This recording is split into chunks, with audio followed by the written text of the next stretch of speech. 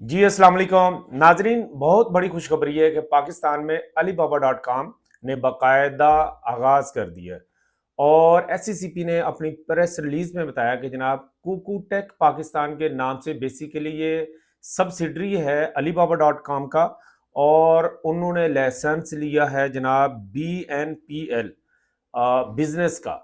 BNP बड़ा ही simple है जनाब, बाय नो पे लेटर, यानी आप पहले खरीदें और जनाब बाद में पे करें। पहले हमें अली बाबा से जो परचेज करते थे उसमें काफ़ी ज़्यादा हर्डल्स थी, अक्सर कस्टम क्लियरेंस में सामान जो वहाँ पे स्टक हो जाता था, अच्छी खासी कॉस्ट पे करनी पड़ती थी।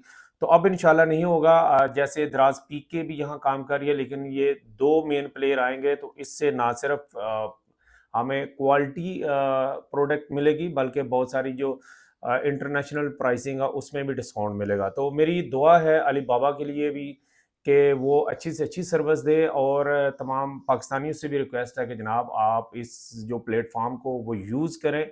और जैसे मैंने पहले वीडियो में कहा कि इसमें पहले चीज़ों को देखें कि क्या आपके वो जो उनकी सिग्निफिकेंस है, आपको उसकी ज़रूरत है भी या नहीं है।